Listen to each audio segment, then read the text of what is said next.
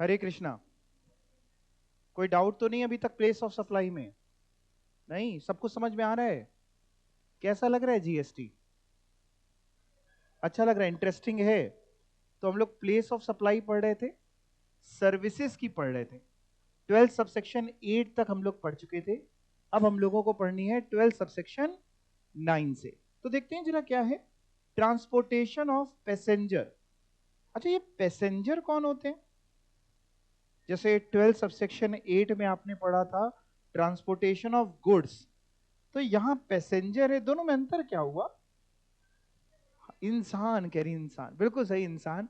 यानी जब आप लेट से ट्रेन की टिकट कराते, आपको ए पॉइंट से बी पॉइंट जाना है, एक जगह से दूसरी जगह जाना है, आपने ट्रेन की टिकट कराई, फ्लाइट की टिकट कराई, बस की टिकट कराई, ऐसे में प्लेस ऑफ सप्लाई क्या होगा?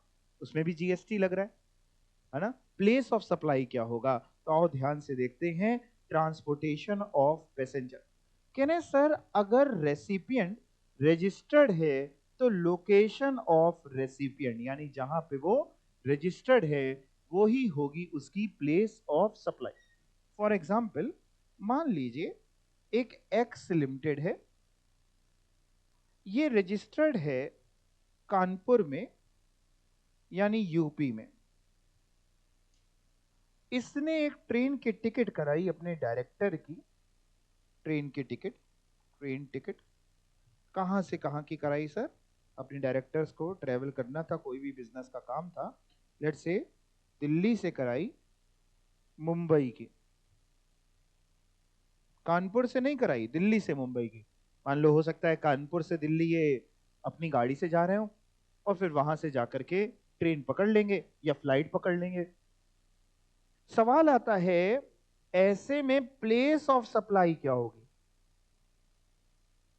कह रहे हैं सर, अगर रेसिपिएंट रजिस्टर्ड है, रेसिपिएंट कौन हुआ? एक्स लिमिटेड, क्या वो रजिस्टर्ड है?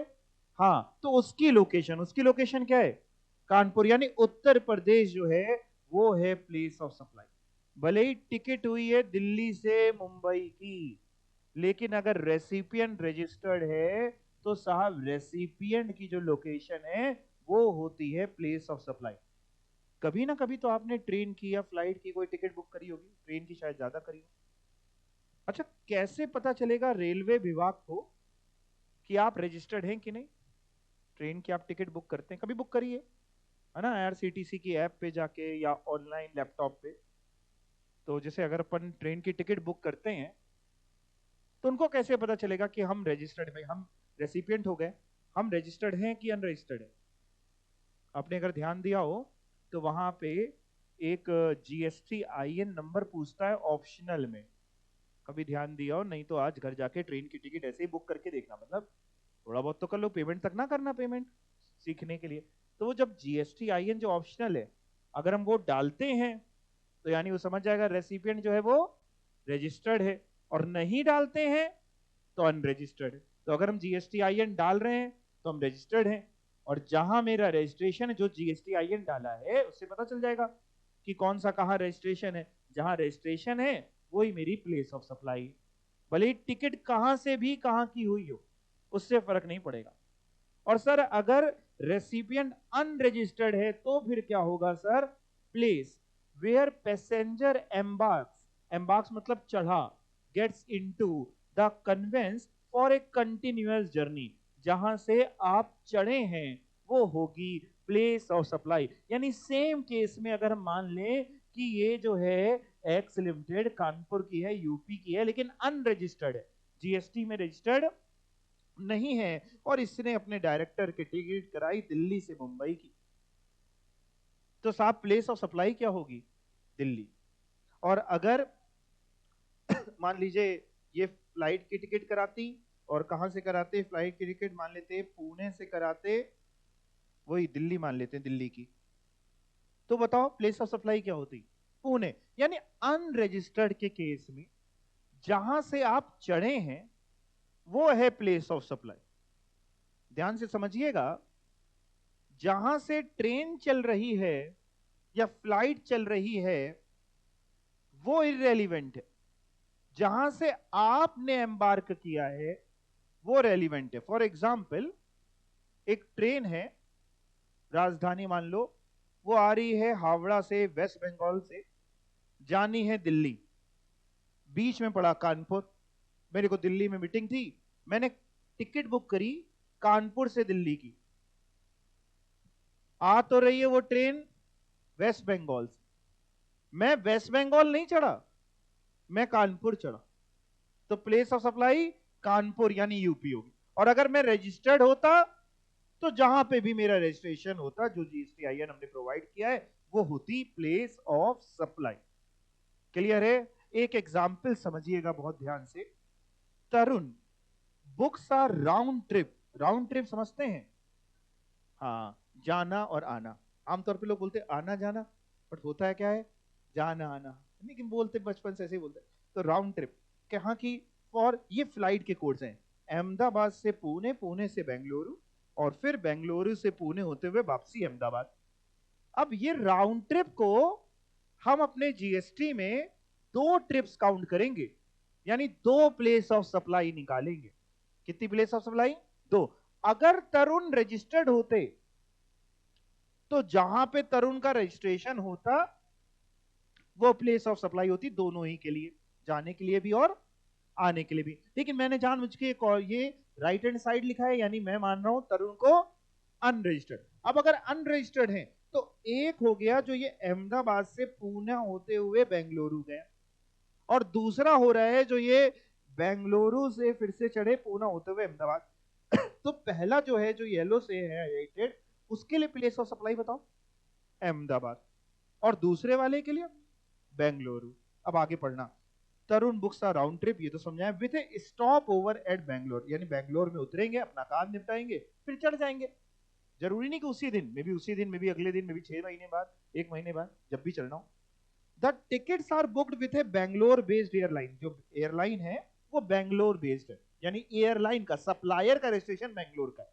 इससे हमें ये समझ में आएगा कि इंटर है कि इंट्रा है। तो जैसे पहले वाले में आपने बताया कि प्लेस ऑफ सप्लाई अहमदाबाद होगी, अहमदाबाद यानी गुजरात, वो है बेंगलोर का, बेंगलोर यानी कर्नाटका, दोनों डिफरेंट हैं, दैट मींस इंटर और IGST लगेगा। दूसरे वाले में लेकिन आपने बताया कि सर प्लेस ऑफ सप्लाई होगी बेंगलोर और सप्लायर भी बेंगलोर का है, इंट्रा बन जाएगी, और क्या लगेगा? CGST SGST। अब पढ़िएगा, in this case this would be treated as a continuous journey with a stop over, जहां पे 2 लेग हैं, 2 अलग अलग जर्नी है। जो पहला लेग है, पहला लेग कौन सा हुआ सर? अहमदाबाद से पुणे से बेंगलोर। कह रहा है for the first leg place of supply होगी sir Ahmedabad, and since supplier Bangalore का है, प्लेस ऑफ सप्लाई अहमदाबाद है, दोनों अलग अलग स्टेट्स में आते हैं, इसलिए IGST लगेगा। सिटी अलग अलग से फर्क नहीं पड़ता, क्या फर्क पड़ता है? स्टेट है ना। For the second leg of journey place of supply Bangalore है, सप्लायर भी उसी स्टेट का है, इसलिए CGST as well as SGST लगेगा, क्योंकि ये इंट्रा स्टेट सप्लाई है, और ऐसी सर्विसेज को हम बोलते हैं पैसेंजर ट्रांसपोर्टेशन सर्विसेज। तो बहुत आसान है, सेक्शंस आपको याद करने की जरूरत नहीं, मतलब सेक्शन 12 पता होना चाहिए। अब ये तो हम लोग इतने टाइम से इसमें हैं तो याद हो गया कि सबसेक्शन 9 है। आप कंटेंट याद रखिए क्या, कि अगर रेसिपिएंट रजिस्टर्ड है तो रेसिपिएंट की लोकेशन, रेसिपिएंट अनरजिस्टर्ड है तो जहां से उसने एम्बार्क किया है, जहां से वो चढ़ा है, उसकी लोकेशन। क्लियर हो गया? ट्रांसपोर्टेशन ऑफ पैसेंजर की सर्विस हमने पढ़ ली। कोई डाउट आता हुआ? नहीं, इजी था। ओके, जब ये कर लेंगे फिर कुछ क्वेश्चंस भी करेंगे, देखेंगे एग्जाम में कैसे वो पूछता है। आइए देखते हैं आगे। अगला, ऑन बोर्ड आ कन्वेंस, ऐसी सर्विस ले रहे हैं जो कन्वेंस में ले रहे हैं while in transit.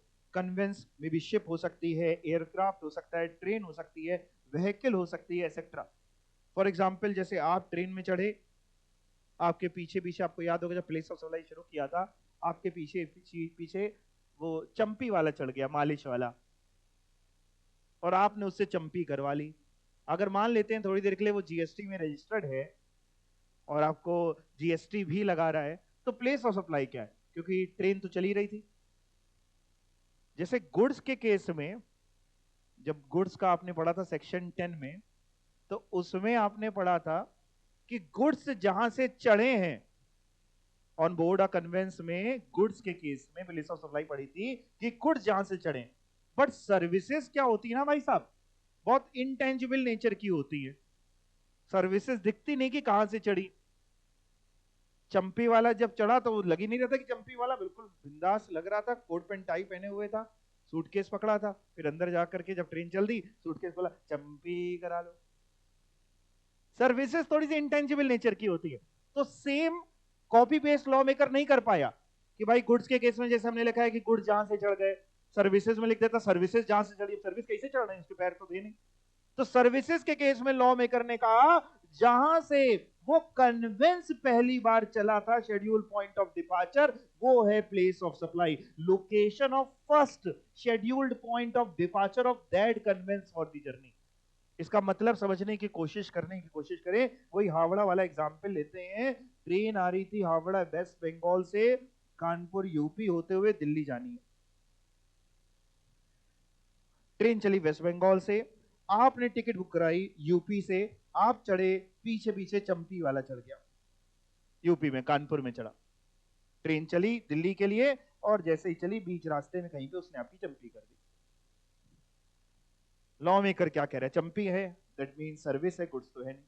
Law maker क्या कह रहा है, location of first schedule point of departure of that conveyance वो होगा प्लेस ऑफ सप्लाई। मतलब इस एग्जांपल में क्या होगा, वेस्ट बंगाल, वो कन्वेंस कहां से चल रहा है, जिसे हम लोग आम भाषा में कई बार नहीं बोलते ये ट्रेन यहां से बन के चलती है, ये ट्रेन वहां से बन के चल, नहीं बोलते हैं।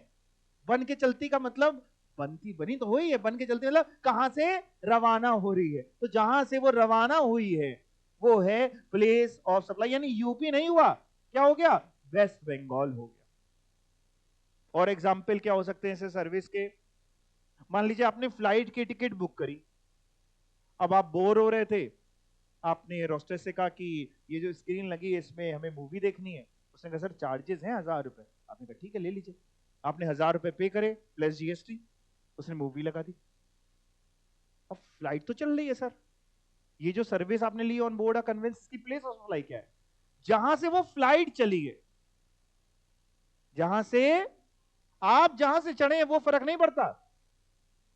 मान लो फ्लाइट चढ़ी थी पुणे से दिल्ली होते हुए कानपुर आ रही है, आप दिल्ली से चढ़े हैं, लेकिन दिल्ली नहीं है प्लेस ऑफ सप्लाई, पुणे यानी महाराष्ट्र है। क्लियर हो पा रहा है। तो गुड्स के केस में सेम चीज जब पड़ी थी तो गुड्स जहां से चढ़े थे वो थी place of supply, but services के केस में लॉ मेकर ने थोड़ा सा अलग किया अपने आप को, क्योंकि सर्विस थोड़ी सी इंटेंजिबल नेचर की होती है और जिसमें अगर वही डाल देते तो बड़ी दिक्कत आ जाती। इसलिए उसने कहा कि जहां से वो फर्स्ट डिपार्चर पॉइंट है उस कन्वेंस का वो है place of supply. Am I clear और नॉट? पक्का सबको समझ में आ गया, कोई डाउट नहीं? अगला, आप सबके पास मोबाइल फोन है, यूज करते हैं, कौन सा रखें, प्रीपेड की पोस्टपेड? प्रीपेड। एक पोस्टपेड आता है, जानकारी तो होगी आपके पास, हो सकता है किसी के पास हो भी। अच्छा घर में लैंडलाइन है क्या आपके पास? लैंडलाइन जानते हैं कि नहीं? वो डिब्बे वाला फोन जिसमें तार आता है, देखा है कभी आपने? बीएसएनएल वगैरह का, भाई साहब नहीं लगता, भारत संचार निगम लिमिटेड, देखा है वो? देखा है ना? अच्छा, अब तो ज्यादातर लोगों ने हटवा दिए, पहले होते थे, है ना, मिलाने से पहले 2 लगाएं, वो सब जमाना आपने देखा है नहीं देखा है? उसमें पता है नंबर नहीं आता था, या फिर वो कॉलर आईडी वाला फोन होता था तो आता था। तो कई बार और पैसे पहले बहुत कटते थे तो लोग एक दूसरे को मिस कॉल देते थे, फिर दूसरा सोच रहा होता था 1 घंटे में कट गया, किसका फोन होगा इस समय पे। तो खैर, तो अगर हम बात कर रहे हैं टेलीकम्युनिकेशन सर्विसेज की, जिसमें ये लैंडलाइन फोन भी आ गया, पोस्टपेड भी आ गया, प्रीपेड भी आ गया, आपके घर में इंटरनेट होगा, वाईफाई होगा वो भी आ गया, डीटीएच होगा, केबल सर्विसेज होगी, डीटीएच समझते हैं, direct to home services, cable services, antenna, ये सब कुछ आ गया है। इन सब, ये भी सभी सर्विस है। आखिर इनकी प्लेस ऑफ सप्लाई क्या होने वाली है वो पढ़ने वाले, ठीक है? तो बहुत ध्यान से, telecommunication services including data transfer, broadcasting, cable TV services etcetera, यानी इंटरनेट वगैरह सब कुछ है इसमें। सबसे पहले एक एक करके पढ़ने वाले। पहला, फिक्स टेलीकॉम लाइन। अगर फिक्स टेलीकॉम लाइन है यानी लैंडलाइन है, तार जा रहा है, चाहे वो फिक्स्ड फोन हो चाहे वो डिश हो, तार जा रहा है, फिक्स्ड लाइन लगी हुई है, तो साहब जहां पे वो फिक्स्ड है या जहां पे वो इंस्टॉल्ड है वो है प्लेस ऑफ सप्लाई। मान लीजिए आप कानपुर के हैं, आपकी जॉब गुड़गांव में लग गई और आपने गुड़गांव में एक घर किराए पे लेकर के वहां पे एक लैंडलाइन फोन लगवा लिया। एड्रेस आपने जो दिया वो कानपुर का दिया, आपके आधार कार्ड वगैरह पे एड्रेस कानपुर का था, यूपी का था, एड्रेस आपने कानपुर का दिया, लगवा लिया गुड़गांव में। प्लेस ऑफ सप्लाई क्या है? गुड़गांव, जहां वो लैंडलाइन फोन लगा है, जहां वो इंस्टॉल्ड हुआ है। तो हम लोग सबसे पहले अभी लैंडलाइन की बात करें, फिर मोबाइल पे आएंगे। लैंडलाइन और मोबाइल में अंतर क्या होता है? मोबाइल को आप चलाते, मोबाइल मतलब क्या होता है? जो मोबाइल कहीं भी ले जा सकते हैं, यही तो मोबाइल का मतलब यही हुआ ना। ओके, तो पहले लैंडलाइन की बात करते हैं। निखिल कोलकाता से है, gets a job at Mumbai, Mumbai में इनकी जॉब लग गई। He gets landline connection done at Mumbai, landline phone ले लिया है मुंबई में। इन दिस केस बताइए प्लेस ऑफ सप्लाई क्या है? मुंबई। भले ही निखिल कोलकाता से हो, भले ही निखिल ने कोलकाता का एड्रेस प्रोवाइड किया हो कि साहब ये मेरे डॉक्यूमेंट्स में कोलकाता का एड्रेस है, कुछ भी, उससे कोई फर्क नहीं है। अगर लैंडलाइन कनेक्शन है तो जहां इंस्टॉल्ड है वो है उसकी प्लेस ऑफ सप्लाई। क्लियर? अब बात करते हैं सर मोबाइल की। मोबाइल में भी एक पोस्टपेड आएगा और एक प्रीपेड आएगा। पहले पोस्टपेड की अंतर समझते हैं। पोस्टपेड में, प्रीपेड में आप पहले रिचार्ज करते हैं फिर चलाते हैं, और पोस्टपेड में आप पहले यूज करते हैं फिर बिल देते हैं। अच्छा, क्या पोस्टपेड कनेक्शंस में जो कंपनी है उनके पास जो रेसिपिएंट हैं, जो यूजर हैं, उनके एड्रेसेस होते होंगे कि नहीं? बिल्कुल है, बिलिंग एड्रेस तो होगा ही आपके पास, तभी पोस्टपेड कनेक्शन है। तो कह रहे हैं सर पोस्टपेड मोबाइल कनेक्शन हो या postpaid internet services. Landline fixed वाली बात नहीं कर रहा, मोबाइल की बात कर रहा हूं। इंटरनेट भी लैंडलाइन वाला नहीं, समझ पा रहे हैं? वाईफाई जो ज्यादा आजकल तो आधुनिक वाले, बहुत सारे तार नहीं खींचने पड़ते। ठीक है, कह रहे सर ऐसे में क्या लेने वाले हैं? बिलिंग एड्रेस लेंगे रेसिपिएंट का। रेसिपिएंट का, हाँ, भले ही रेसिपिएंट हो कहीं और का, बिलिंग एड्रेस उसने प्रोवाइड किया हो कहीं और का, यूज कर रहा हो कहीं और, कोई फर्क नहीं है। बिलिंग एड्रेस जहां का है, बिल में जो एड्रेस पड़ा है वो बिलिंग एड्रेस, बिलिंग एड्रेस जहां का है वही है प्लेस ऑफ सप्लाई। समझिए सर्विसेज में कितनी तकलीफ हुई होगी लॉ मेकर को बनाते समय कि क्या लिखे क्या ना लिखे, बट लिखना तो था ही। अब उसने लिख दिया तो यही है। तो देखते हैं जरा क्या एग्जाम्पल देखिएगा। If in the above case Nikhil would have taken a postpaid connection, एक पोस्टपेड मोबाइल कनेक्शन लिया और बिलिंग एड्रेस दिया है कोलकाता का, लिया है मोबाइल पोस्टपेड मान लो मुंबई में, सिम लेकर के आया मुंबई में, लेकिन उसको बिलिंग एड्रेस दिया उसने कोलकाता का, प्लेस ऑफ सप्लाई क्या है? कोलकाता है। समझ पा रहे हैं? सर प्रीपेड का भी बता दो। अच्छा, प्रीपेड का अगर आप यूज कर रहे हैं और थ्रू एजेंट वगैरह यूज कर रहे हैं तो प्रीपेड में क्या होगा? एड्रेस होगा उस एजेंट का, या फिर जहां आपने पेमेंट किया है, जहां वो, या फिर वाउचर कूपन सेल हुए, एक्सेट्रा। मैं समझाने की कोशिश करता हूं इस पॉइंट का मतलब क्या है। जैसे आजकल आप लोग प्रीपेड यूज करते हैं और जब रिचार्ज कराना होता है आपको, तो आप लोग तुरंत ऑनलाइन कर लेते हैं, बड़ी सुविधा है साहब, जी पे, फोन पे, आप बैंकिंग ऐप, बहुत सारी आधुनिक ऐप है, आपको कोई टेंशन की बात है नहीं। बट जैसे ही जब नए मोबाइल फोन यूज हुए थे, यहाँ से हम लोग 5-7 साल पहले चले जाएं, और पहले शायद 10 साल पहले, तो पहले ऐसे नहीं रिचार्ज होता था साहब। हाँ, पता, आप लोगों ने देखा है वो जमाना क्या? अच्छा देखा है, हाँ ठीक है। दुकान वाले के पास जाना पड़ता था, वो एक रजिस्टर लिखता था, उससे बोलते थे भैया इसमें जरा ना 20 रुपए का रिचार्ज कर दो। तो फोन नंबर लिखता था, अपने पास एक रजिस्टर रखता था, फोन नंबर लिखता था, 20 रुपए लिखता था, फिर वो एक झुंझुने वाला फोन उठाता था, मतलब वो कीपैड वाला, बटन वाला है ना, बटन, वो मैं कुछ करता था, कहता था हो गया देखो, हाँ हो गया। तो यानी एजेंट के थ्रू, या बीच में एक कूपन्स भी बिकते थे, कूपन खरीद लिया, फिर उसको स्क्रैच करते थे तो कूपन नंबर, वो सब जमाना देख, चलो बढ़िया है। आने वाली जनरेशन को देखो कैसे समझाना पड़ेगा, बात अलग है। तो आप लोगों ने देखा है, बहुत अच्छी बात है। कह रहे सर ऐसे केसेस में क्या होगा? कह रहे सर वो जो एजेंट का एड्रेस है ना, जहां का वो एजेंट है, सेलर, वही होगा। भाई देखिए वाउचर में क्या है ना, वो उसने आपको वाउचर दे दिया, वो आपसे एड्रेस नहीं पूछता। एड्रेस पूछता है क्या आपसे वाउचर बेचते समय? कहां से आए हो, नहीं पूछता आपसे। वाउचर दिया, आपने रिचार्ज किया, वाउचर फेंका, खत्म काम। तो कह रहा सर जो एजेंट का एड्रेस है, या फिर जहां आपने उसको पेमेंट दिया, या फिर जहां उसने वाउचर सेल कर दिया, और हमने कहा सर अगर मान लीजिए इनमें से कोई केस हमारा है ही नहीं तो फिर कौन सा केस होगा इन अदर केसेस। जैसे आप ऑनलाइन रिचार्ज कर लेते हैं बैठ के तुरंत टो। अब इसमें आमतौर पे ना पता नहीं चल रहा होता है, पता नहीं चल रहा होता है कि आपने कहाँ बैठ के रिचार्ज किया। जैसे आप रहते यूपी में, कहीं घूमने गए बाहर, रिचार्ज कर सकते हैं क्या बाहर बैठ के? कर सकते हैं। इंडिया से बाहर गए तो भी कर सकते हैं, कर सकते आमतौर पे। लेकिन पता ना उनको पता ही नहीं होता कि आप कहां बैठे। वैसे तो लोकेशन ट्रेस कर सकते, लेकिन रिकॉर्ड्स में कैसे रखेंगे इतनी चीजें कि उसने कहां बैठा था, वो गंगा जी या समुद्र के बीच में था तब रिचार्ज नहीं पता चलेगा ना। आमतौर पे कह रहे हैं सर ऐसे में क्या करेंगे, रेसिपिएंट का जो एड्रेस मोबाइल कंपनी के रिकॉर्ड्स में है हम वो मान लेंगे प्लेस ऑफ सप्लाई। और अगर रेसिपिएंट का एड्रेस नहीं है, जो आमतौर पे ऐसा होता नहीं है क्योंकि आजकल तो फोन वगैरह लेते समय आपको आधार वगैरह सब देना पड़ता है तो उसका एड्रेस होता है, लेकिन अगर तब भी नहीं, मान लो कोई ऐसा केस बन गया, तो फिर सप्लायर जो है सर्विसेज का, उसका जो एड्रेस है वही प्लेस ऑफ सप्लाई। यानी कुल मिला के एक बार रिवाइज करें, मोबाइल में आपने टोटल, मोबाइल बोल रहा हूं मतलब टेलीफोन और इंटरनेट में आपने टोटल 4 चीजें पढ़ी हैं। एक फिक्स्ड लैंडलाइन, तो उसमें आपने पढ़ा जहां पे इंस्टॉल्ड है। दूसरा आपने पढ़ा पोस्टपेड जो बिलिंग एड्रेस है। तीसरा प्रीपेड पढ़ा एजेंट के थ्रू, तो एजेंट का एड्रेस, जिसमें एजेंट का एड्रेस भी आ जाएगा, पेमेंट जहां किया वो भी आ जाएगा, या वाउचर जहां सेल हुआ वो भी आ जाएगा। चौथा आपने पढ़ा बाकी बचे हुए केसेस में जो ए में नहीं जा रहे, बी में नहीं जा रहे, सी में नहीं जा रहे, ऐसे में रेसिपिएंट का एड्रेस एज पर रिकॉर्ड, और उसका एड्रेस भी अगर नहीं है तो सप्लायर जो है सर्विस का, उसका जो एड्रेस है वही प्लेस ऑफ सप्लाई बन जाएगा। कोई डाउट? बैंक्स वगैरह जीएसटी लगाते हैं क्या? बैंक में जैसे आप पैसा जमा करते हैं, पैसा निकालते हैं, एफडी कराते हैं, इन सब पे तो नहीं लगाते, लेकिन क्या बैंक जीएसटी लगाता है? बिल्कुल लगता है। जैसे ये बैंक आपसे ना चार्जेस काटता है दुनिया भर के, एटीएम के charges, SMS charges, demand draft अगर आप बना रहे हैं तो उसमें जो कमीशन ले रहा है वो, ये जितने भी चार्जेस बैंक आपसे ले रहा है इन सब पे जीएसटी भी लगाता है। आपने कभी ध्यान दिया होगा तो चार्जेस कटते होंगे, ध्यान दिया हो, चेक बाउंस हो गए उसके चार्जेस हैं, बैंक स्टेटमेंट में आता है। बिल्कुल, बैंक स्टेटमेंट में देखा है ना आपने, बैंक स्टेटमेंट या पासबुक डेबिट साइड में कि 100 रुपए के चार्जेस थे, 18 रुपए का जीएसटी लगा दिया, 118 हो गए। देखा है आपने?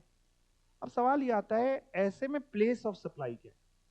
तो बैंक के केस में बड़ा नॉर्मल लॉ मेकर बताता है, वो कहता है सर अगर रेसिपिएंट यानी आप जो अकाउंट होल्डर हैं या जो आप सर्विस ले रहे हैं, अगर रेसिपिएंट का एड्रेस बैंक के पास है तो वो ही प्लेस ऑफ सप्लाई है, और अगर उसका एड्रेस नहीं है तो सप्लायर की जो लोकेशन है, यानी बैंक की जो लोकेशन है, वो ही है प्लेस ऑफ सप्लाई।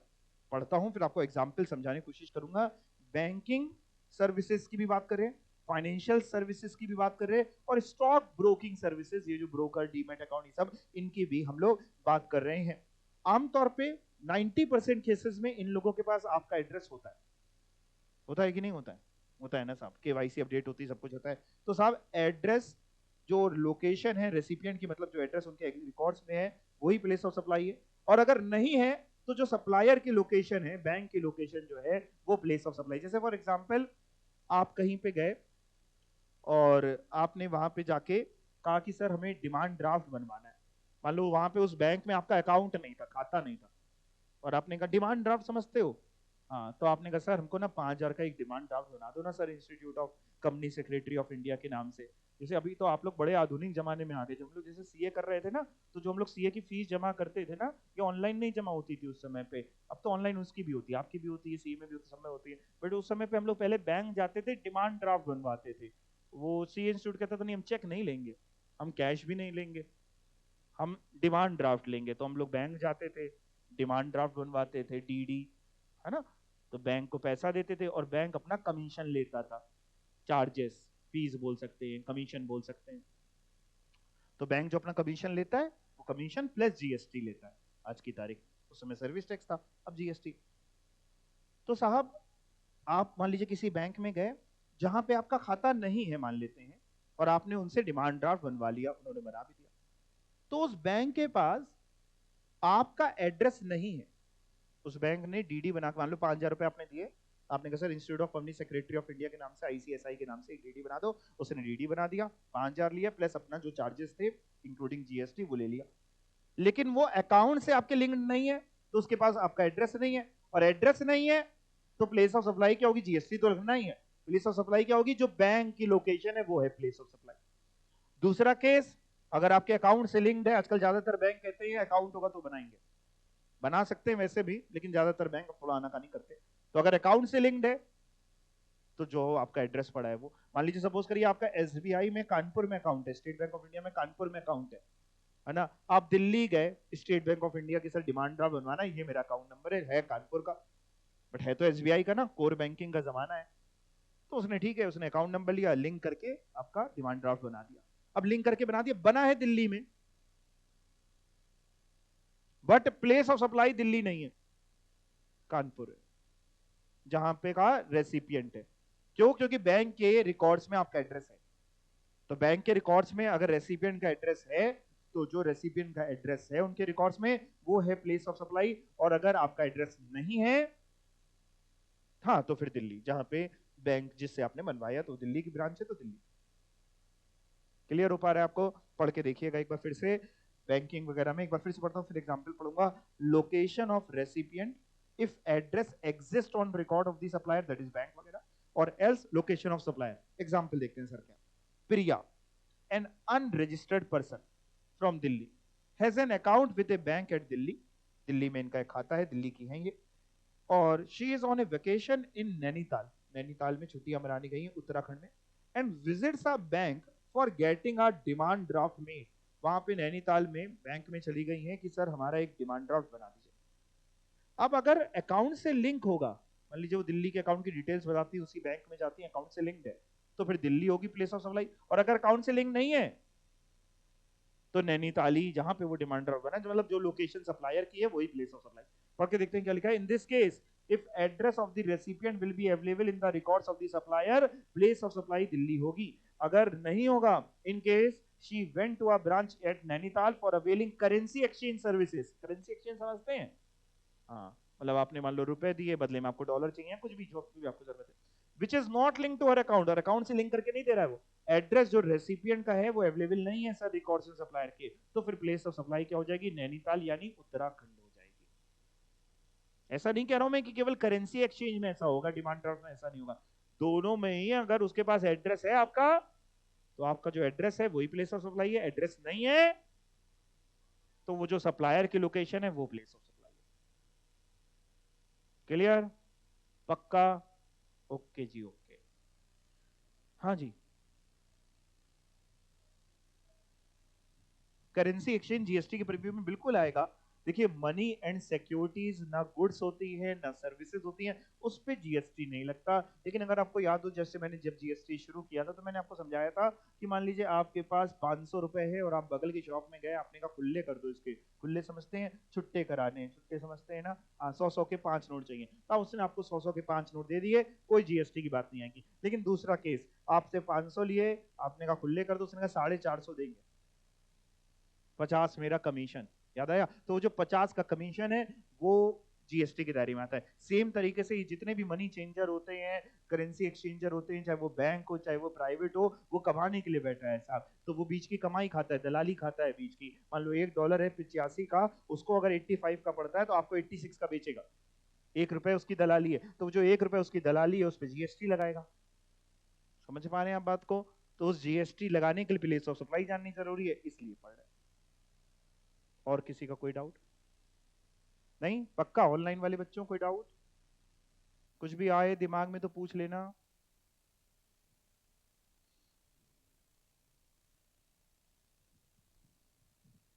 ठीक है, कोई डाउट किसी का नहीं? ओके, अब बात करते हैं इंश्योरेंस सर्विसेज की। इंश्योरेंस आप सभी लोग जानते हैं, जानते हैं यस और नो? कौन से इंश्योरेंस की हम बात कर रहे हैं, लाइफ इंश्योरेंस की कि जनरल इंश्योरेंस की?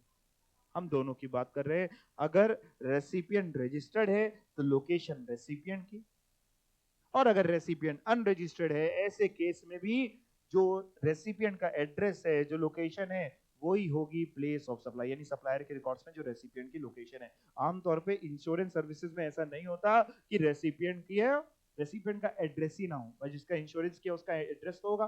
तो अगर वो रजिस्टर्ड है तो जहां रजिस्टर्ड है, रजिस्टर्ड नहीं है तो सप्लायर के रिकॉर्ड्स में जो एड्रेस पड़ा हुआ है वो है place of supply. Clear? Sir आसान था ये। अगले में चले। आजकल आप जानते हैं, आपने कई बार देखा होगा कि हम लोग जिस दौर से गुजर रहे हैं, हमारा देश इस दौर में गवर्नमेंट भी अपना ऐड करती है। मतलब हमारे पैसों से हम ही को ऐड दिखा रहे हैं। सच तो यही है, आप जो ऐड दिख रहे हो वो आप ही का पैसा तो है। क्या कोई गवर्नमेंट किसी एक पार्टी की बात नहीं कर रहे, सबकी बात कर रहे हैं। आप ही के टैक्सेस से तो पैसा ले रहे हैं और करोड़ों रुपए खर्चा हो रहे हैं ऐड पे। बस नेता नगरी के लिए एक दूसरे की टांग खींचते रहते हैं कि देखो केजरीवाल ने इतना कर दिया, देखो मोदी ने इतना कर दिया, देखो कर सब रहे हैं।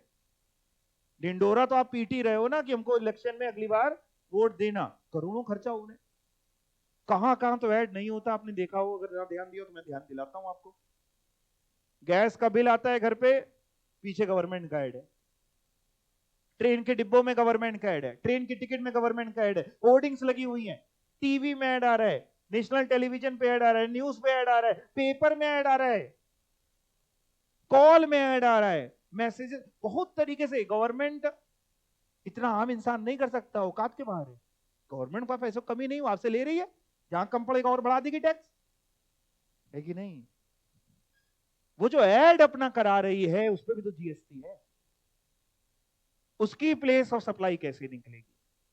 आमतौर पे क्या होता है, जैसे फॉर एग्जांपल किसी चीज का ऐड होना, मान लीजिए ऐड होना है प्रधानमंत्री ग्राम विकास योजना, कोई भी ऐसी एक योजना उठा ली। अब आमतौर पे क्या होता है, पेपर में अगर ऐड जाना है तो पूरे इंडिया में एक ही दिन जाता है, उसकी डील हो गई। मान लो जागरण में जाना है, दैनिक भास्कर में जाना है, यहाँ तो जागरण ज्यादा चलता है, तो जिसमें भी जाना है, या सारे पेपर्स में डील हो गई। बीच में से एक एजेंसी है जिससे डील हुई, 50 करोड़ का ऐड है, सारे पेपर में जा रहा है। अब सारे पेपर में जा रहा है तो बहुत सारे स्टेट्स कवर्ड हो गए।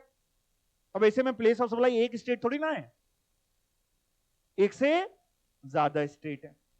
ट्रेन में ऐड चुकाया हुआ है, अब ट्रेन तो चल रही है, 2-4 स्टेट कवर कर रही है। ऐसे में प्लेस ऑफ सप्लाई जो होती है उसको बताने के, उसको निकालने के सरकार ने रूल्स बनाए हुए हैं। वो रूल्स इतने इन डिटेल आपके करिकुलम में नहीं है, ऊपर की कुछ चीटें हैं। जैसे रेडियो में ऐड हो रहा है, एफएम में ऐड हो रहा है, प्लेस ऑफ सप्लाई क्या है भाई? आप यहां पे भी सुन रहे हैं, कोई गांव देहात में बैठ के भी सुन रहा है, कोई बिहार में बैठ के सुन रहा है, ऐड तो सब जगह कर चल रहा है।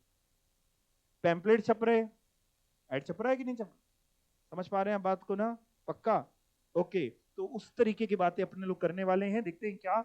एडवर्टीजमेंट सर्विसेज किसने ली है? सर्विसेज ये सेंट्रल गवर्नमेंट ने, स्टेट गवर्नमेंट ने, किसी स्टैचुटरी बॉडी ने, किसी लोकल अथॉरिटी ने। काहे के लिए ली है? मेंट फॉर उस स्टेट के लिए, यूटी के लिए, जो आइडेंटिफाइड है कॉन्ट्रैक्ट में या एग्रीमेंट में कि कहां कहां के लिए ली गई।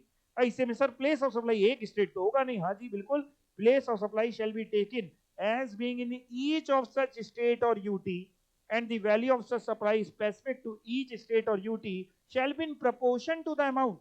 समझ पा रहे इतनी अंग्रेजी ना? Place of supply shall be taken as being in each of such state or UT, मतलब जहां जहां ऐड हुआ है, एंड वैल्यू भी स्पेसिफिक निकालनी पड़ेगी हर एक स्टेट और यूटी की, प्रपोर्शन करना पड़ेगा टू द अमाउंट जो एट्रीब्यूटेबल है, रिलेटेड है to the services provided by way of dissemination. Dissemination मतलब ब्रॉडकास्टिंग बोल लीजिए या बाइफर्केशन बोल लीजिए, अलग अलग जो जगह पे ऐड हुआ है आपका इन रिस्पेक्टिव स्टेट या यूटी एज में be determined in terms of contract या जो एग्रीमेंट है। और अगर कॉन्ट्रैक्ट और एग्रीमेंट में अलग अलग वैल्यूज नहीं लिखी, या तो कॉन्ट्रैक्ट में लिखी हो एडवर्टाइजिंग एजेंसी के साथ कि यूपी में जो ऐड हो रहा है उसके लिए 2 करोड़ है, एमपी वाले के लिए 1.5 करोड़ है, इसके लिए इतना। अगर कॉन्ट्रैक्ट में लिखा है तो कोई टेंशन नहीं, और कॉन्ट्रैक्ट में अगर नहीं लिखी अलग अलग वैल्यू तो सर उस बेसिस पे अलग करेंगे जो प्रिस्क्राइब्ड है, रूल्स प्रिस्क्राइब कर रखे हैं गवर्नमेंट ने। यहां पे जाकर के आपका सेक्शन 12 फिनिश होता है। Section 12 place of supply service की बताता था, एक बार रिकॉल करा देता हूं।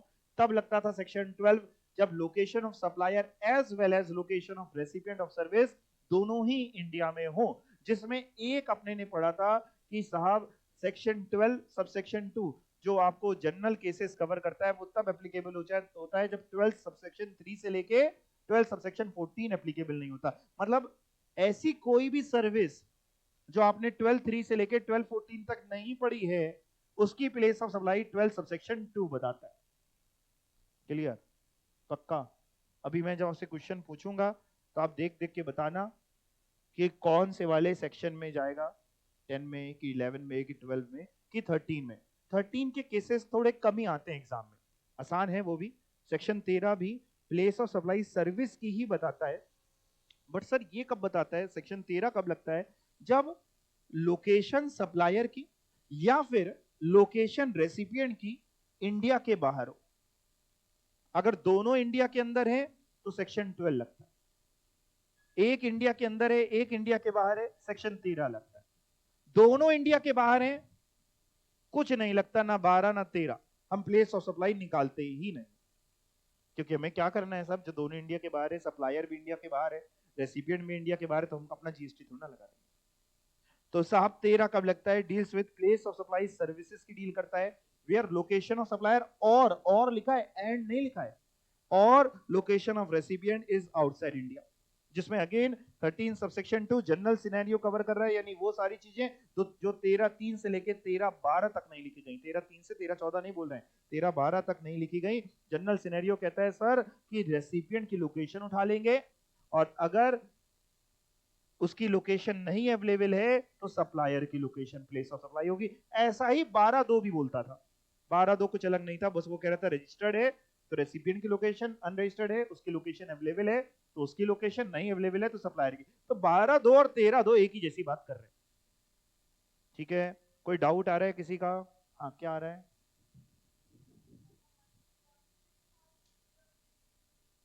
जी बिल्कुल, एजेंसी के थ्रू होगा तो पैसा पे होगा और जीएसटी पे होगा। ऐसा तो कहीं हम लोग ने नहीं पढ़ा कि वो सारी सर्विसेज जो गवर्नमेंट को मिल रही है वो जीएसटी के दायरे से बाहर है, वो शेड्यूल 3 में नहीं जाता। हम लोग ने शेड्यूल 3 में ये पढ़ा था कि मोदी जी के ऊपर जीएसटी नहीं लगेगा, निर्मला जी के ऊपर जीएसटी नहीं लगेगा। हमने ये नहीं पढ़ाया आपको कि गवर्नमेंट जितनी सर्विसेज ले रही है वो सब जीएसटी के दायरे से बाहर है। समझ पा रही हैं आप मेरी बात को? पक्का? जैसे सरकारी पोस्ट ऑफिस है, उसके ऊपर जीएसटी लग रहा है। सरकारी ट्रेन में आप टिकट बुक कराते हैं, उस पर जीएसटी लग रहा है। समझ पा रहे हैं? तो सबको जीएसटी के दायरे से बाहर नहीं है जी। ठीक है, चलें अब पढ़ें। तो 13(3) पढ़ने वाले हैं। 13(3) क्या है? कुछ वैसी ही बातें होंगी जैसे ऊपर थी। वहां पे आपने एक केस पढ़ा था, याद है, ब्यूटी पार्लर, फिटनेस वगैरह का, ऐसी सर्विसेज जिसमें एक्चुअल परफॉर्मेंस होती है। तो प्लेस ऑफ सप्लाई भी थी कि जहां पे परफॉर्मेंस हुई, यहाँ पे भी है where service in relation to goods, ऐसे गुड्स जो required to be made physically available by the recipient to the supplier, that is a person acting on behalf of supplier. यानी परफॉर्मेंस बेस्ड सर्विसेज आप अपनी language में लिख सकते हैं। तो जो लोकेशन ऑफ एक्चुअल परफॉर्मेंस है, कुल मिला के जो वहां पे 12 सबसेक्शन 4 था वो 13(3) है। मतलब ब्यूटी, आप सेक्शन छोड़े, ब्यूटी पार्लर वाली जो थी ना वो ये है, वहां पे भी एक्चुअल परफॉर्मेंस थी। इमूवेबल प्रॉपर्टी का भी पढ़ा था हम लोगों ने, जहां पे प्रॉपर्टी सिचुएटेड है। यहां पे देखते हैं क्या होगा, जहां पे प्रॉपर्टी सिचुएटेड है। क्लियर? ऐसा भी कुछ पढ़ा था, एडमिशन टू या ऑर्गेनाइजेशन ऑफ ए कल्चरल, याद आ रहा है ना? हम सेक्शंस की बात नहीं कर रहे। तो यहाँ पे लॉ मेकर कर रहे हैं जहां पे इवेंट हुआ है वो, वहां पे तो बहुत सारी बातें थी, यहाँ पे यही है, इजी है। 13(6), 13(6) कहता है कि 13(3), 4, 5 में अगर मल्टीपल लोकेशन है, मतलब सर जैसे फॉर एग्जांपल ये या फिर ये या फिर ये, इनमें से कुछ भी अगर एक से ज्यादा स्टेट में प्रोवाइड हुआ है तो प्लेस ऑफ सप्लाई क्या होगी? जैसे मान लीजिए ब्यूटी पार्लर की आपको सर्विस लेनी है, आपने लैक्मे से, वो 12 में पहुंच जाएगा लेकिन थोड़ा सा चले ऐसे कर चलते हैं, आपने किसी बाहर की ब्यूटी पार्लर वाले से बात करी है ना, 13 के लिए पहुंचाने के लिए। आप रेसिपिएंट इंडिया के हैं और वो जो ब्यूटी पार्लर वाला है सप्लायर इंडिया के बाहर का है। आपने उससे बात करी, आपने कहा हमें सर्विसेज चाहिए और मेरी इंगेजमेंट जो है वो यूपी में है और मेरी शादी जो है वो उदयपुर में, आपने बताया था ना, राजस्थान में है। तो जिस दिन एंगेजमेंट है उस दिन मेकअप होना है यहाँ पे, और जिस दिन शादी उस दिन मेकअप होना है वहां पे। पैसा बताइए। उसने कहा ठीक है सर, 8 लाख रुपए में काम हो जाएगा। हम आपको इतना सुंदर बना दें आप खुद को नहीं पहचान पाएंगे। आपने कहा ठीक है। अब 8 लाख रुपए वो कंबाइंड ले रहा है आपसे, अब ऐसे में अलग अलग निकालना पड़ेगा। लॉ मेकर तो कह रहा है एक्चुअल परफॉर्मेंस जहां हुई, बट एक्चुअल परफॉर्मेंस तो एक से ज्यादा स्टेट में हुई। तो 13(6) ये कहता है अगर एक से ज्यादा स्टेट इन्वॉल्व हैं जिसमें एक कोई भी टैक्सेबल टेरिटरी में है, तो जो लोकेशन है टैक्सेबल टेरिटरी की वो होगी प्लेस ऑफ सप्लाई। पढ़िएगा, प्रोवाइडेड एट मल्टीपल लोकेशन, और एक या एक से ज्यादा लोकेशन अगर टैक्सेबल टेरिटरी में, तो टैक्सेबल टेरिटरी होगी प्लेस ऑफ सप्लाई। मतलब इस केस में मैं आंसर भी बता देता हूं, इस केस में हमें प्रपोर्शनेट करना पड़ेगा, यूपी के लिए इतनी वैल्यू और राजस्थान के लिए इतनी वैल्यू। और अगर इसी केस में एक और एग्जाम्पल भी जोड़ दूं तो ये और क्लियर हो जाएगा कि आपकी 3 जगह फंक्शंस हैं, और एक फंक्शन कोई बताओ है, संगीत मान लेते हैं, रिसेप्शन माने, लेडी संगीत भी आजकल बहुत होता है, तो एक लेडी संगीत का फंक्शन है वो दुबई में करा रहे हैं आप। तो आपने जो 8 लाख रुपए में सजावट करी अपनी, वो एक कानपुर में होनी है, यूपी में एक सजावट होनी, राजस्थान में एक दुबई में।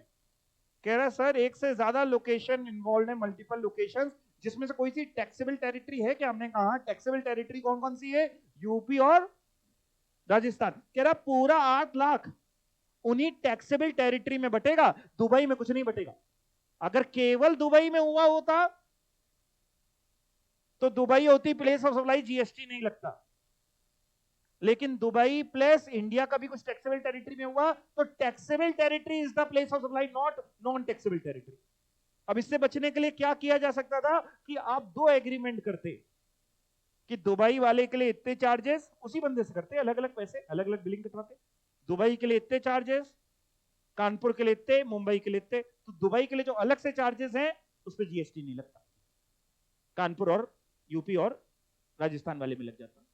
लेकिन आपने एक बिलिंग कटवा रहे हैं, मल्टीपल लोकेशन में ले रहे हैं, सब टैक्सेबल टेरिटरी में है तो टैक्सेबल टेरिटरी, कुछ टैक्सेबल टेरिटरी में कुछ इंडिया के बाहर है तो भी टैक्सेबल टेरिटरी, कह रहे इंडिया के बाहर नहीं फिर। और लेकिन अगर एक ही जगह पे ले रहे हैं, मल्टीपल लोकेशन नहीं, एक ही जगह पे, तो 13(6) लगेगा नहीं, एक ही जगह पे है तो फिर जैसे ये 13(3) है तो कह रहा है एक्चुअल जहां परफॉर्मेंस हुई, तो अगर केवल दुबई में हुआ है तो दुबई प्लेस ऑफ सप्लाई है, और दुबई प्लेस ऑफ सप्लाई है तो जीएसटी के दायरे से बाहर हो गया। तो 13(3) हो या 13(4) हो, अगेन शादी जहां पे हो रही है वो प्रॉपर्टी अलग है, एंगेजमेंट प्रॉपर्टी अलग है, लेडी संगीत की प्रॉपर्टी अलग है। तो ऐसे में अगर एक से ज्यादा है तो 13(6) लग जाता है, या 13(5) में भी एक से ज्यादा है तो भी 13(6) लग जाता है। 13(6) तीनों को कवर करता है, 13(3), 13(4), 13(5। अगर उन तीनों में एक एक एक है, 13(3) में कोई एक ही चीज, एक ही मतलब इन्वॉल्व है, एक ही स्टेट, तो 13(3) लगेगा, 13(6) नहीं लगेगा। एक से ज्यादा स्टेट इन्वॉल्व है तो 13(6) लग जाएगा। 13(4) में एक ही प्रॉपर्टी इन्वॉल्व है तो 13(4) लगेगा, एक से ज्यादा प्रॉपर्टी इन्वॉल्व है तो 13(6) लगेगा। क्लियर हो पा रहा है ना आपको, मेरी बातें जा रही हैं? 13(5) में अगर आर्टिस्टिक इवेंट एक ही जगह पे है तो 13(5) लगेगा, एक से ज्यादा जगह पे है तो 13(6) लगेगा। इसके अलावा अगर मल्टी लोकेशंस हैं, अगेन 13(6) जैसी बात करता है, जिसमें एक से ज्यादा स्टेट और यूटी में, जैसे मान लो एडवर्टीजमेंट सर्विस, एक से ज्यादा स्टेट एक से ज्यादा यूटी, ऐसे में हम प्रोपोर्शनेट करेंगे, प्रोपोर्शन टू वैल्यू कॉन्ट्रैक्ट के हिसाब से, नहीं होगा तो फिर जैसा रूल्स में प्रिस्क्राइब्ड है। 13(8) की बात करते हैं, बैंकिंग की सर्विसेज में सप्लायर की लोकेशन। गुड्स ट्रांसपोर्ट की बात करें, मेल और कुरियर को हटा के गुड्स की डेस्टिनेशन। पैसेंजर ट्रांसपोर्ट में जहां से वो चढ़ा है। Services on board a conveyance की बात करते हैं, during the course of passenger transport operation, including services intended to be wholly और substantially consumed while on board for schedule point of departure. Online info database, location of recipient. आपने देखा होगा मैंने बहुत ज्यादा इन पे एम्फेसिस नहीं दिया है। सेक्शन 13 आप छोड़ेंगे नहीं, 2 से 3 बार बस लिख लो, रीड कर लेंगे, छोड़ेंगे नहीं, 2 से 3 बातें वैसे ही कर रहे हैं, बट एग्जाम के लिए ज्यादा इंपॉर्टेंट जो है वो 10 है, 11 है, 12 है, 13 कम इंपॉर्टेंट है। आ सकता है 13 भी, तो 2 से 4 बार आप रीड कर लेंगे, समझ में आपको आने लग जाएगा। यहां पे आपका प्लेस ऑफ सप्लाई खत्म हुआ है, लेकिन अब कुछ एग्जाम के जरा क्वेश्चंस करते हैं, किस तरीके के क्वेश्चंस एग्जाम में वो आपसे पूछने वाला है। दिसंबर 2024 के एग्जाम में क्वेश्चन आया प्लेस ऑफ सप्लाई का, 5 मार्क्स का। आप देखते हैं आप बता पाएंगे कि नहीं, और शीट आप रेफर कर सकते हैं, कोई टेंशन की बात नहीं है। पढ़ते हैं जरा, पहले क्वेश्चन पढ़ते हैं फिर आप बताइएगा।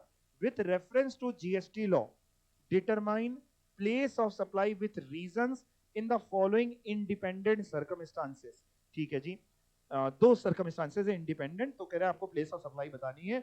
हम पहला पढ़ते हैं और हम भी शीट निकाल लेंगे, आप भी निकाल लीजिएगा, मदद आप मेरी करेंगे इसमें, चलेगा ना? हाँ ठीक है, मैं पढ़ा देता हूं question. TJ mart is a famous super market, a registered supplier in Hubli, कहां है? कर्नाटका में। अच्छी बात है, आपने बता दिया। On 18th March 2024, Kunal a walk in customer, walk in customer समझते हैं? वहां पे आया, पता नहीं था, मतलब दुकान में कहीं से कोई वॉक इन जो आता है उसको बोलते हैं वॉक इन, हमें नहीं पता कुणाल कहां का है। Kunal a walk in customer not registered under GST law has purchased goods and has arranged for transport of these to Maharashtra. Kunal unregistered है, कुणाल ने जाके उस मार्ट से गुड्स परचेज करी और कुणाल ने खुद ही उनका ट्रांसपोर्टेशन का अरेंजमेंट कर दिया, वो महाराष्ट्र ले जा रहा है उनको अपने साथ। खरीद कहां से रहा है? कर्नाटका से। कुणाल अनरजिस्टर्ड ले जा रहा है Maharashtra. The practice of the tax payer, tax payer मतलब सप्लायर, टीजे मार्ट जो है जिसने बेच रहा है, जो सुपरमार्केट वाला, the practice of the taxpayer is not to record full address of walk-in customer but to issue cash invoice for the supply.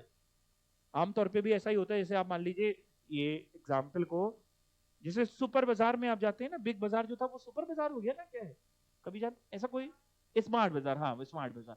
तो जैसे आप स्मार्ट बाजार जाते हैं, वहां पे आप गए, आपने जो सामान खरीदा, आपको जब वो बिल बनाता है तो क्या वो आपसे एड्रेस पूछता है आप कहाँ के हैं? नहीं, तो बिल में क्या करता है, वो एड्रेस डालते नहीं, कैश बिल इश्यू कर देता है कि हमने पैसा लिया, हमने माल बेच दिया, टैक्स इनवॉइस दे रहा है, पर हमें थोड़ा ना पता आप कहाँ के हैं। अब फिर उसके बाद आप जहां भी ले जाएं वो आपकी जिम्मेदारी। तो सेम काम कह रहे हैं टीजे वाला, प्रैक्टिस यही करता है, मतलब प्रैक्टिस मतलब ये अपने काम में क्या करता है, कैश इनवॉइस बिल काटता है, लेकिन उसका एड्रेस नहीं लिखता किसी भी वॉक इन कस्टमर के, क्योंकि भीड़ लगी होती है, अब सबसे एड्रेस पूछ के लिखेंगे, टाइम लगे, एड्रेस नहीं लिखता। अब पहले तो ये बताओ, आप मेरी मदद करेंगे थोड़ी, हम कर देते हैं। 4 सेक्शन है प्लेस ऑफ सप्लाई के, 10, 11, 12, 13, कौन सा लगेगा? 10 लगेगा। सेक्शन 10 लगने वाला है, गुड्स की बात है और वो भी डोमेस्टिक की बात है, तो 11 तो लग नहीं सकता। अब आप 10 खोलिए, 10 के अंदर आपने ए पढ़ा था, बी पढ़ा था, सी पढ़ा था, सीए पढ़ा था, डी पढ़ा था और ई पढ़ा था। आराम से उन 6 को देखिए और हमको बताइए ये केस आपके हिसाब से किसमें जाता है। मैं भी खोल लेता हूं, फिर आप जो बताएंगे मैं भी बता लूंगा, फिर आंसर अगर आप मेरी हेल्प करेंगे तो फिर मेरे को भी आंसर आ जाएगा। तो मैंने भी खोल लिया है, A B C C A D और ई।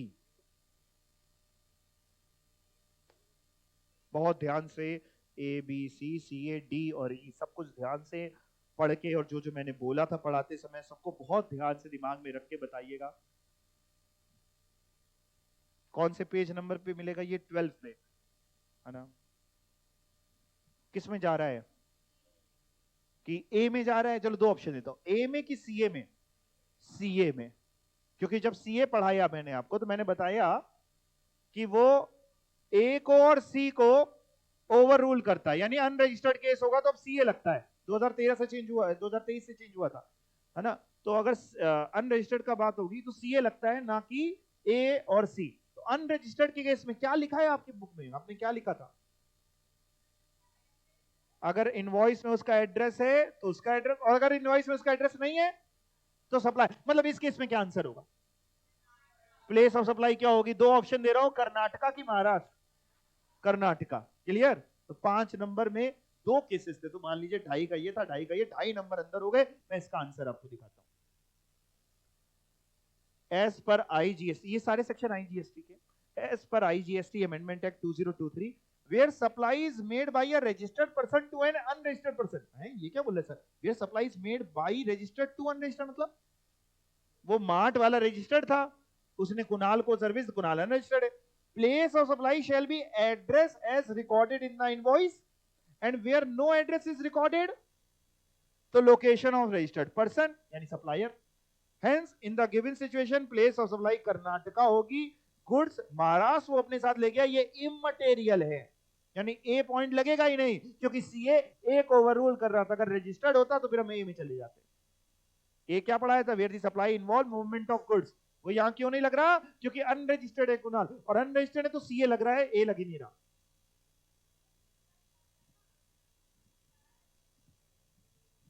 नहीं, अगर कुणाल भाई साहब रजिस्टर्ड होते और मूवमेंट ऑफ गुड्स हो रहा था यहां पे, तो मूवमेंट ऑफ गुड्स चाहे वो टीजे मार्ट वाला कर रहा होता, चाहे कुणाल करवा रहे होते, चाहे वो थर्ड पार्टी कर रहा होता, फिर ए लगता जहां डेस्टिनेशन है महाराष्ट्र होती फिर प्लेस ऑफ सप्लाई।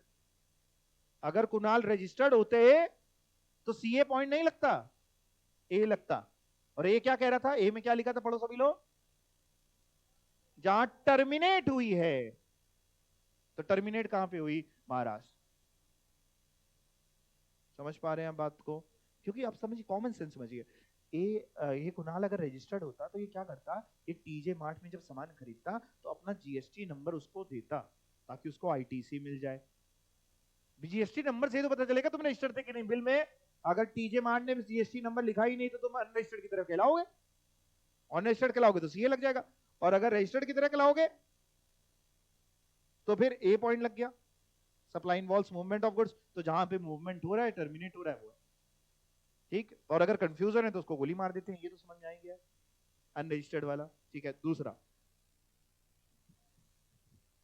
हाँ बोलो बोलो बोलो, बोलिए। हाँ,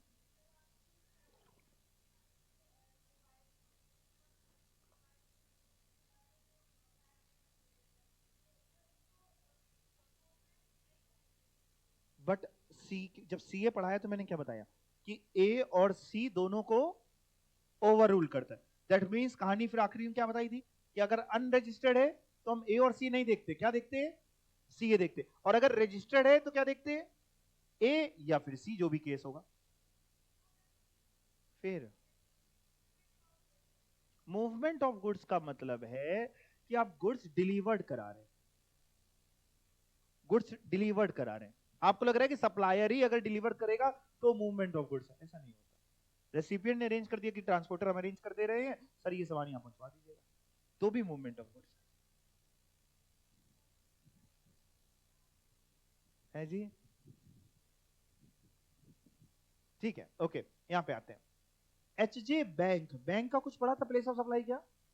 okay, Thiruvananthapuram branch Kerala, having core banking services, has issued 2 DD, 2 demand draft to 2 customer, 2 अलग अलग कस्टमर को 2 DD दी, मतलब एक डीडी इसको एक डीडी उसको, and has collected GST from them.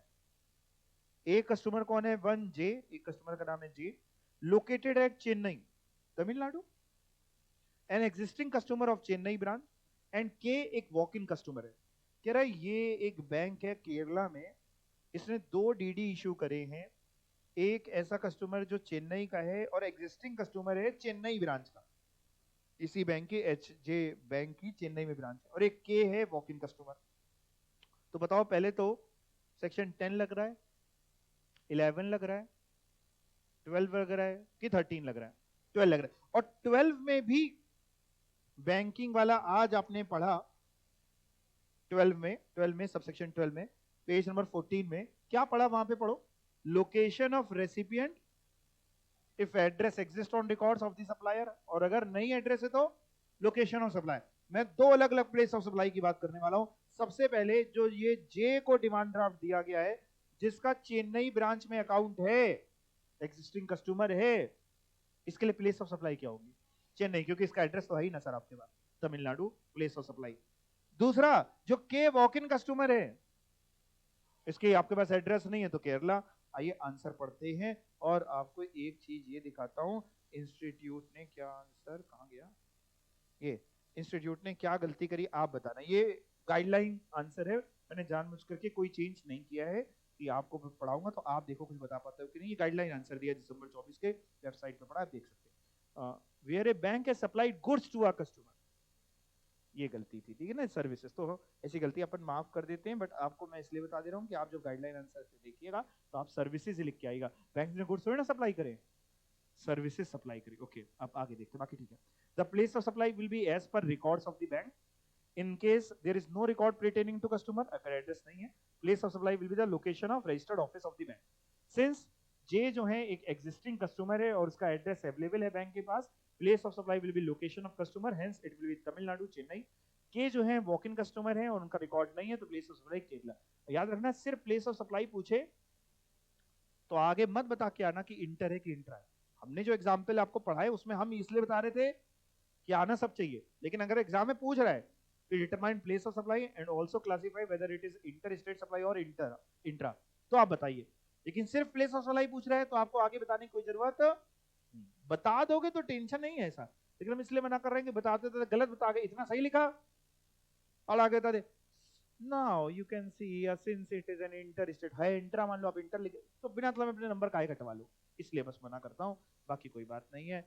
तो सर एक तो ये दिसंबर 24 का 5 नंबर में प्लेस ऑफ सप्लाई का क्वेश्चन था, और एक और आपको दिखाता हूँ दिसंबर 2023 का, अगेन 5 मार्क्स का था, और देखते हैं आप क्या बताएंगे। GME GA, हाँ गलती बता तो दी, गुड्स गुड्स लिखे ना इंस्टीट्यूट ने, सर्विस होनी चाहिए, ठीक, बस ये छोटी सी गलती थी। चलें पढ़े आगे। GME GA, events and event management company, registered under CGST Act 2017 at Mumbai, organizes a marriage function for Rakesh of Hubli, Karnataka। कह रहे सर ये एक इवेंट मैनेजमेंट कंपनी है, इसने मैरिज फंक्शन ऑर्गेनाइज किया है, ऑर्गेनाइजेशन किया है मैरिज फंक्शन का राकेश के लिए, कर्नाटका के हैं।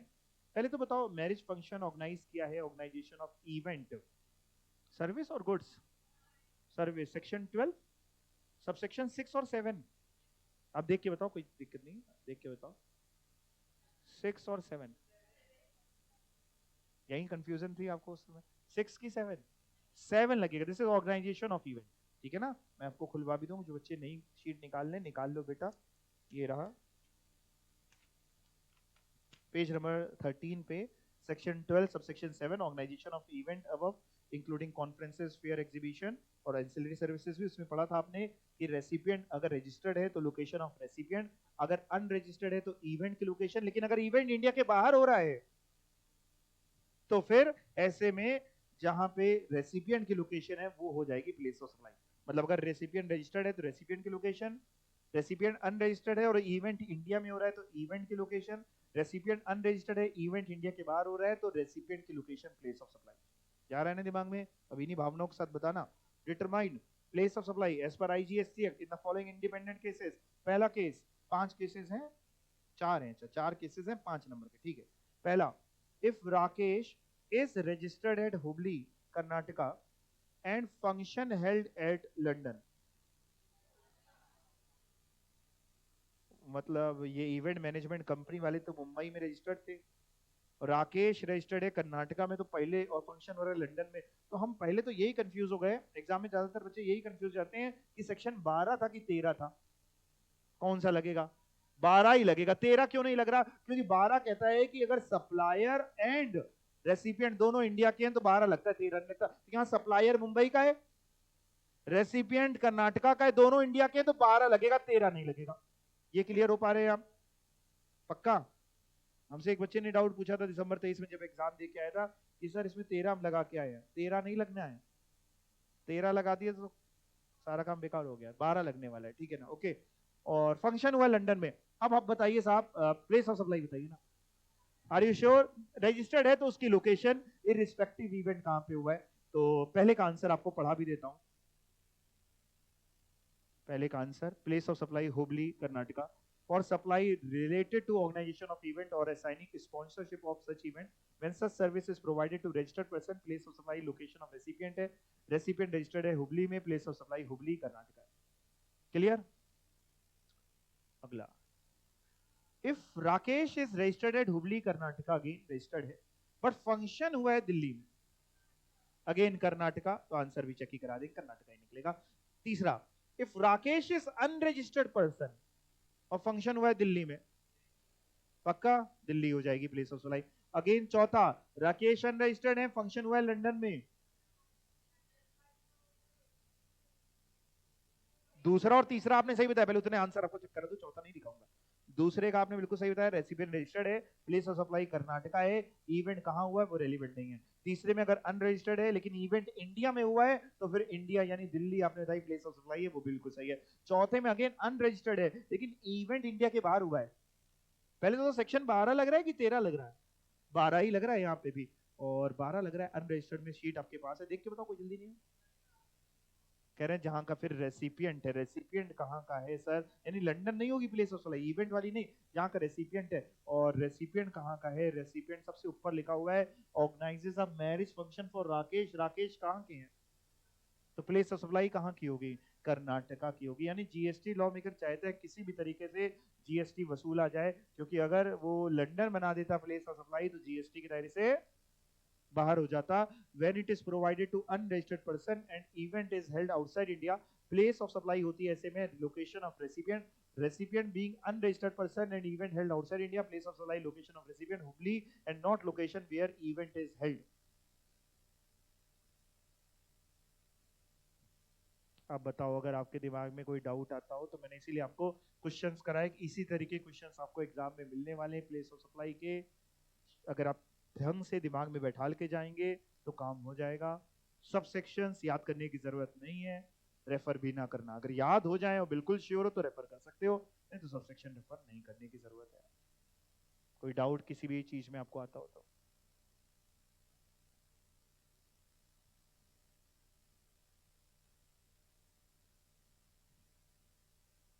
क्लियर हो गया मेरे हिसाब से सभी को?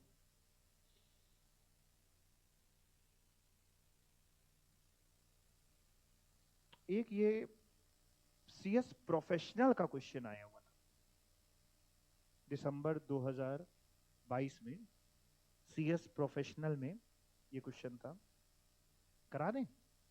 एग्जीक्यूटिव का नहीं है, चलेगा? चलेगा, ठीक है, ओके। अब इसमें देखो, दो में हमने मदद करी है, ये आप करेंगे कि पूरा हमारी ही जान लेंगे? कर पाएंगे ना? हाँ ठीक है। Determine place of supply according to IGST in the following independent cases. पहला, सुरेश दिल्ली के हैं, boards the Delhi Udaipur train at Delhi. Suresh ने सेल किए goods taken on board by him at Delhi in the train at Chittorgarh, Chittorgarh में राजस्थान में ड्यूरिंग द जर्नी। यानी दो बातें हैं, एक तो इन्होंने ट्रेन बोर्ड करी है और गुड्स बेचे हैं। तो प्लेस ऑफ सप्लाई आपको बतानी, किसकी बताएंगे? जो ट्रेन बोर्ड करी है उसकी बताएंगे कि जो गुड्स बेचे उसकी बताएंगे? चलो अच्छा, गुड्स की बताओ फिर। कैसे पता चला? टेकन ऑन बोर्ड, सेक्शन 10 लग रहा है। 10 का भी ई पॉइंट था। सेक्शन 10 का देखो कौन सा पॉइंट था? ई पॉइंट था। वो क्या कहता है ई पॉइंट? एग्जैक्ट लाइन अगर पढ़ें तो क्या कहता है? सप्लाई ऑन बोर्ड और conveyance location where goods are taken on board. तो कहां पे लिए गए? दिल्ली में। दिल्ली पक्का। और अगर इसकी भी बता दो सिर्फ हमारी जानकारी के लिए कि जो ट्रेन सुरेश ने बोर्ड करी है दिल्ली से उदयपुर की, उसकी प्लेस ऑफ सप्लाई क्या होगी? सर्विस है कि गुड्स है? ये जो ट्रेन बोर्ड करी है, ट्रांसपोर्टेशन ऑफ पैसेंजर, सर्विस है। आज ही तो पढ़ा 12 सबसेक्शन 9, आज ही तो वहीं से शुरू करी थी कहानी आज की क्लास की। बताओ क्या होगा? Are you sure? क्योंकि रजिस्ट्रेशन बता नहीं रहा है तो हम अनरजिस्टर्ड मान रहे हो। अनरजिस्टर्ड में आपने बताया जहां से एम्बार्क किया उसने, ठीक है। मैं आपको पहले का आंसर पढ़ाता हूँ। अब ये सेक्शन नहीं कोड करके आइएगा, परेशान ना होइए, ठीक है ना? मतलब सेक्शन 10 कोड कर लीजिएगा। अब आपको आगे नहीं आते हैं तो आप वो ना कोड करिएगा। सेक्शन 10 आईजीएसटी एक्ट का lays down the place of supply supplied on board a conveyance like aircraft, train, vessel, motor vehicle is the location where goods have been taken on board and in the given case place of supply Suresh ने जो है वो दिल्ली है और ना कि चित्तौड़गढ़ जहां से वो बेचे गए। क्लियर? जहां से गुड्स लिए गए थे। आपने बिल्कुल सही आंसर बताया है। मैं दूसरे में आपको अगेन लेके चल रहा हूँ इन्हीं भावनाओं के साथ कि आप बता लेंगे। Ajay spinners limited imports electric food processor from USA for its kitchen store in Bhilwara, Rajasthan. Ajay Spinners Limited is registered in Rajasthan. कौन सा सेक्शन लग रहा है? 10, 11, 12 की 13? आराम से सोच समझ के, कोई जल्दी नहीं, कोई रैपिड फायर राउंड नहीं है ये। टेक योर ओन टाइम, कोई गलती की बात नहीं है यहाँ पे कि जल्दी में गलती कर दें। पहले तो सही सेक्शन बताएंगे तब सही आंसर आएगा। 11 लग रहा है क्योंकि ये गुड्स इंपोर्ट हुए हैं। गुड्स है ना कि सर्विस इंपोर्ट हुई है? गुड्स इंपोर्ट हुए हैं। और गुड्स अगर इंपोर्ट हुए हैं तो उसमें क्या लिखा था देख क्या हो? Location of importer. एक्सपोर्टर बोल रहे हो कि इंपोर्टर बोल रहे हो? इंपोर्टर। इंपोर्टर कहां का है तो बोलो ना। प्लेस ऑफ सप्लाई राजस्थान, पक्का आंसर देखते हैं। एज पर सेक्शन ये 11, if goods have been imported in India, place of supply is the place where importer is located. In the present case, place of supply of goods imported by Ajay is Bhilwara, Rajasthan. Clear? और क्या है तीसरा, Amit, a manager in bank is transferred from Bareilly, Uttar Pradesh to Bhopal, Madhya Pradesh. Amit, a manager in bank is transferred from Bareilly, अच्छा बरेली में थे पहले UP में, अब इनका ट्रांसफर हो गया भोपाल में एमपी में। समझ पा रहे हैं? बरेली यूपी में था, अब ये चले गए हैं भोपाल में, इनका ट्रांसफर हो गया। Amit family is station in Kanpur, UP, लेकिन अमित अपनी फैमिली को कानपुर में ही अभी रोक करके गए हैं, कानपुर में रहती है। He hires Hari carriers for Lucknow UP, of Lucknow UP, registered है यूपी में, to transport his household goods from Kanpur to Bhopal. ये अपना सारा सामान फैमिली के साथ कानपुर से लेके भोपाल जा रहे हैं, इसके लिए इन्होंने पैकर्स एंड मूवर्स को हायर किया है। पैकर्स एंड मूवर लखनऊ का है। पूरी बात तो बात की बात है, पहले तो 10 12 कौन सा 12 लगेगा, सर्विस है। और सर्विस में भी पैकर मूवर वाले में भी आपको मैंने एग्जाम्पल भी पढ़ाया था, याद हो तो, बैंगलोर का था, कौन सा एग्जाम्पल था वो, इसमें आपका 8 वाला ट्रांसपोर्ट ऑफ गुड्स, सही बता रहे हैं आप लोग। तो इसमें आपने पढ़ा था अगर रेसिपिएंट रजिस्टर्ड है तो लोकेशन ऑफ रेसिपिएंट, और अगर रजिस्टर्ड नहीं है तो जहां पे उसने गुड्स हैंड ओवर कर दिए, है ना आपके पास। तो अब आप फिर से बताओ, मैं एक बार फिर से पढ़ रहा हूँ। अमित जो है वो बैंक में मैनेजर है, तो अमित तो अनरजिस्टर्ड होंगे, अमित थोड़ा ना रजिस्टर्ड होंगे, बैंक रजिस्टर्ड होगा, बट यहाँ पे सर्विस बैंक वाले नहीं ले रहे हैं, अमित ले रहा। अमित का ट्रांसफर हो रहा है यूपी से एमपी, बरेली से भोपाल। अमित की फैमिली कानपुर में रहती है, उसने पैकर मूवर वाले को बुलाया, पैकर मूवर वाला लखनऊ का है, कि सर हमारे गुड्स कानपुर से भोपाल ले जाओ। पैकर मूवर वाले को उसने गुड्स कानपुर में सौंप दिए कि लीजिए भोपाल पहुंचा दीजिए। सब कुछ तो आपने देख ही लिया, अब बताओ ना। कानपुर होगी पक्का, प्लेस ऑफ सप्लाई कानपुर, बिल्कुल ठीक आप बता रहे हैं, क्योंकि ऐसे में रेसिपिएंट अनरजिस्टर्ड है, और ऐसे में जब आप अनरजिस्टर्ड है तो लिखा हुआ है location where goods are handed over for transportation, तो कानपुर। सर ऐसे में अगर सिर्फ जानकारी के लिए, वैसे तो कानपुर लिखाएंगे, हम ये नहीं लिख के आएंगे कि इंटर है कि इंट्रा है, लेकिन सिर्फ मेरी तसल्ली के लिए बता पाओगे कैसे इंट्रा? सप्लायर लखनऊ का है यूपी, और प्लेस ऑफ सप्लाई कानपुर की, तो बिल्कुल सही बता रहे हो आप, इंट्रा है। बिल में CGST as well as SGST लगेगा। चलो आंसर पढ़ते हैं। As per section 12 subsection 8 IGST act का, place of supply of service by way of transportation of goods including by mail courier provided to unregistered person is the location at which goods are handed over for transportation. Since in the given case recipient जो अमित हैं वो unregistered हैं, place of supply होगी location जहां पे goods hand over करे गए हैं, और that is Kanpur UP. Clear? कोई डाउट किसी को? नहीं। अगला देखते हैं,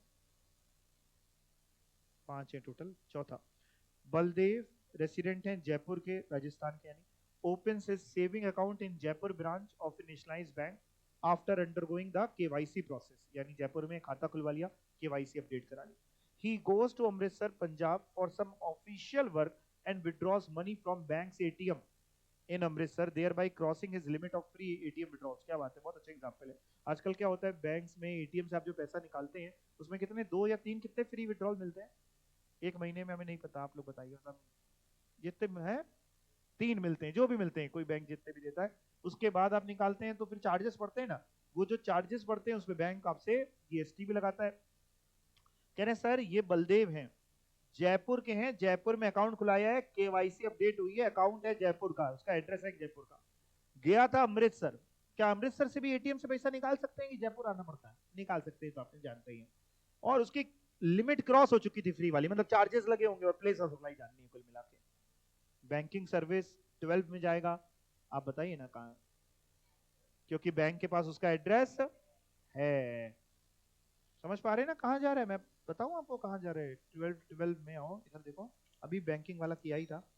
12 में क्या लिखा हुआ है? Banking, financial services, stock broking services, location of recipient if address exist on record of supplier और एल्स लोकेशन ऑफ सप्लायर। अगर एड्रेस है तो रेसिपिएंट की लोकेशन, नहीं तो सप्लायर की location. As per section 12 subsection 12 IGST Act, place of supply of banking and other financial services to any person is the location of recipient of services in the records of supplier of service। thus in the given case place of supply location of recipient होगी, यानी इनके records में जो है जयपुर राजस्थान वो है place of supply, ना कि तुमने जहां पे पंजाब से निकाला है तो पंजाब नहीं है। क्लियर हो गया? और एक आखिरी और देख लें। चंद्रशेखर एन आर्किटेक्ट दिल्ली के हैं, enters into a contract with John of New York, यानी एक जन इंडिया का है, एक इंडिया के बाहर का है। क्यों? To provide professional services. अच्छा, तो ये जो चंद्रशेखर हैं ये सप्लायर हैं दिल्ली के, लोकेशन ऑफ सप्लायर तो इंडिया है, और जो जॉन है रेसिपिएंट ऑफ सर्विस वो है न्यूयॉर्क के, इंडिया के बाहर। इन्होंने प्रोवाइड करी चंद्रशेखर ने professional service in respect of his immovable property जो लोकेटेड है पुणे में और न्यूयॉर्क में। पहले तो बताओ सेक्शन सर्विस है कि गुड्स है? तो 12 की 13, 12 की 13, 12 और 13। देखो 12 तब लगता है जब location of supplier as well as location of recipient दोनों इंडिया में हो। अगर दोनों में से एक भी इंडिया के बाहर है तो 12 नहीं लगता, 13 लगता है। यहां पे एक इंडिया के बाहर है, कैसे पता चला? भाई सप्लायर तो इंडिया का है लेकिन रेसिपिएंट की लोकेशन न्यूयॉर्क की, इंडिया के बाहर, तो 12 नहीं लगेगा 13 लगेगा। सब लोग इससे संतुष्ट हो कि नहीं?